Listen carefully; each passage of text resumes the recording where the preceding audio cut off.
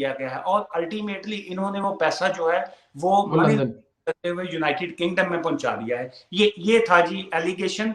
और जो शहजाद अकबर साहब हैं, पाकिस्तान तहरीक इंसाफ के बैरिस्टर हैं, वैसे तो वो कानूनदान है, कानून को समझते हैं, लेकिन कानून वो होता है जो जो आप अवाम की रहनुमाई के लिए, गाइडेंस के लिए करें। तो वो ऐसा वो बात कहीं और चली जाएगी। लेकिन आपके सवाल का जवाब मैंने कोशिश की जी है। जी जी जी, हम समझ गए, मेरे सुनने वाले भी समझ गए हैं।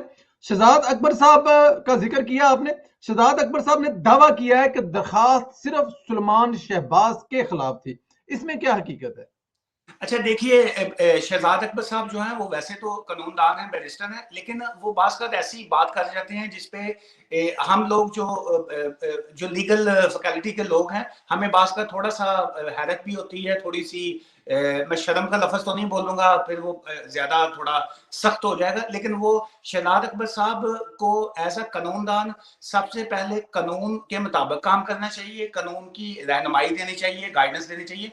उसके बाद किसी भी वकील का ताल्लुक पहले पाकिस्तान से होता है, उसके बाद अपने पेशे से होता है, और थर्डली आप किसी सियासी जमात से आपका ताल्लुक होता है। ये जो शहजाद अकबर साहब ने कहा कि ये केस सिर्फ सलमान शरीफ साहब के खिलाफ था, मेरे पास ये पिटीशन की कॉपी जो है, ये जो ऑर्डर की कॉपी है, ये मेरे हाथ में है। ये 2 पेज का है।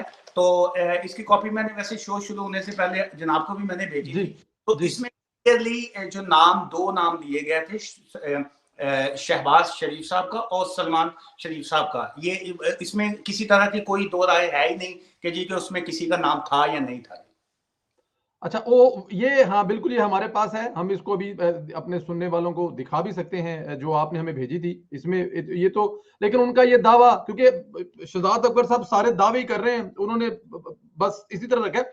बरतानवी अदालत का फैसला क्या है? अब जरा इस फैसले को अगर आसान अल्फाज में बताएं सुनने वालों को तो। अच्छा, आसान अल्फाज में एक लाइन में इसका जवाब ये है कि जी कि आपने जो दरख्वास्त शहजाद अकबर साहब और हुकूमत पाकिस्तान, ये इसमें रियासत का वर्ड नहीं है, चूंकि दो जी इसमें बड़ा फर्क होता है। एक होता है हुकूमत, एक जी होती है रियासत है पाकिस्तान। तो जी ये रियासत का मुकदमा, स्टेट हमेशा जब भी कोई पर्चा दर्ज होता है पाकिस्तान में, जो FIR दर्ज होती है, वो बनाम सरकार का वर्ड आपने हमेशा सुना होगा। जी जी जी जी जी। तो उसका मतलब ये होता है कि ये मुकदमा जो है दर्ज किया गया है, लेकिन ये बनाम सरकार है, स्टेट की तरफ से है। तो ये स्टेट जो है वो पाकिस्तान है। तो बेसिकली ये जो मुकदमा दर्ज किया गया है, जो इन्होंने पिटीशन फाइल की थी यूके में, वो शहजाद अकबर साहब की जानब से फाइल की गई है। शहजाद अकबर साहब की जो सारी डायरेक्शन जो उनको ली गई थी या दी गई थी, वो हुकूमत की जानब से दी गई थी, और वो उसमें जो मदई पार्टी थी, जो प्लेंटिफ थे, जो पिटिशनर थे, जिन्होंने एप्लीकेशन को फाइल किया था, वो जो स्टेट थी वो हुकूमत पाकिस्तान थी जी। हुकूमत पाकिस्तान थी इसमें, बिल्कुल ठीक है। अच्छा, क्या पाकिस्तान हुकूमत इस फैसले के खिलाफ अपील भी कर सकती है?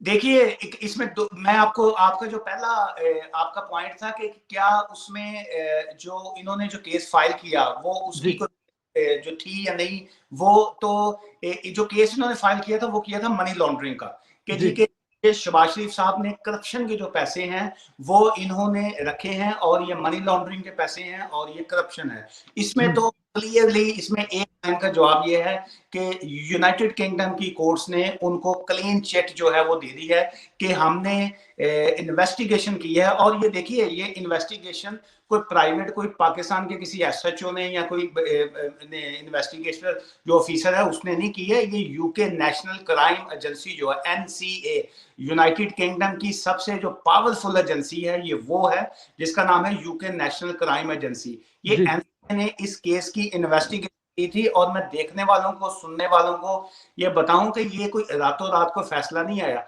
ये पिटीशन एप्लीकेशन पिटीशनर ने फाइल की थी 18 माह पहले, 18 जी मंथ पहले ये फाइल हुई थी। और इस केस की जो इन्वेस्टिगेशन NCA ने की है, 18 माह रेगुलर इसकी इन्वेस्टिगेशन होती रही है। और आफ्टर 18 मंथ की इन्वेस्टिगेशन के बाद, और आपको मैं बताऊं, यहाँ पे जो यूके में जब केसेस चलते हैं तो जिसको कहते हैं ना बाल का खाल उतारना, जो है जी कि बाल के अंदर से जो है ना वो बड़ा कुछ निकाल लेते हैं। तो ये बड़ा कॉम्प्लिकेटेड होता है काम। यहाँ पे ना करप्शन है, ना सिफारिश है, और ना ही किसी तरह की कोई अंडर प्रेशर या कोई प्रेशर किसी का भी होता है। यहाँ पे अदालतें, सिस्टम, एनसीए, डिपार्टमेंट्स, एवरीवन जो है वो क्लियरली, कैटेगोरिकली और जस्टिस को मद्देनजर रखते हुए किसी ना किसी के अंडर होते हैं। वो बड़ी इन्वेस्टिगेशन करते हैं और बड़ी डीप इन्वेस्टिगेशन की जाती है।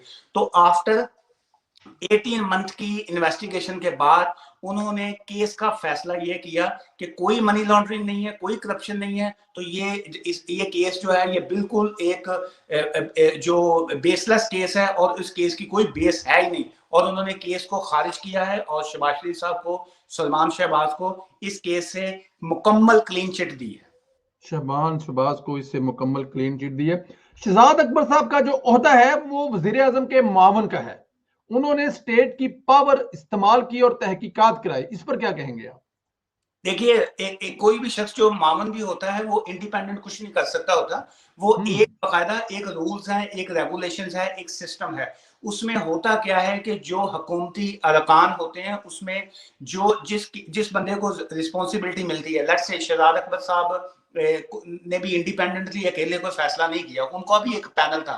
ऑब्वियसली उसमें फवाद चौधरी साहब भी थे और जो इस किस्म के शिबली फिराज साहब और सारे लोग वो थे जो एक पैनल बना गया था। और उस पैनल ने अपनी मुश्तरका वोटिंग के बाद, हुकूमत की मर्जी लेने के बाद, वोटिंग करवाने के बाद ये एक पूरा एक केस था। देखिए आपने ये कोई इमरान खान का जाती केस नहीं था, ना एक शहबाज शरीफ का एक केस था। ये हुकूमत पाकिस्तान, ये पाकिस्तान वर्सेस करप्शन केस था। इसको अगर हम शहबाज शरीफ या इमरान खान का दोनों का नाम निकाल दें इस केस से तो ये कहा जाएगा पाकिस्तान वर्सेस करप्शन केस। तो उसमें एक जो मौजूदा हुकूमत है उसने साबका हुकूमत के जो मालिकान थे या हुक्मरान थे उनके खिलाफ एक केस किया। तो उसमें पटिशन तो खारिज हो गई, एप्लीकेशन तो खारिज हो गई। पाकिस्तान में इस वक्त मुद्दा भी चल रहा है, इसमें मीडिया भी शोर मचा रहा है। लेकिन शर्म वाली इसमें बात यह है कि एक जो लोगों को चीजों का इतना क्लैरिटी से यूके में या यूरोप में या इंटरनेशनल मीडिया को नहीं पता था, उनको ये पता चल गया कि जी के ये करप्शन का मामला था जिसकी वजह से पिछली हुकूमत गिराई गई। और करप्शन के बाद ये नई हुकूमत की जो बेस बनी थी 3 सालों से, ये करप्शन खत्म करने की वजह से बनी थी। तो वो सारे के सारे जो है वो एक शुगल बन गया है कि जी के नाम करप्शन हुई। जब बरतानवी अदालत ने क्लीन चिट दे दी तो बाकी तो कुछ नहीं बचा। इसका मतलब है कि करप्शन का तो जो एलिमेंट है वो तो मुकम्मल फिनिश हो गया था। बिल्कुल ठीक हो गया। अच्छा सर, जो हुकूमत पाकिस्तान की तरफ से दरखास्त दी गई थी ना, इसमें 2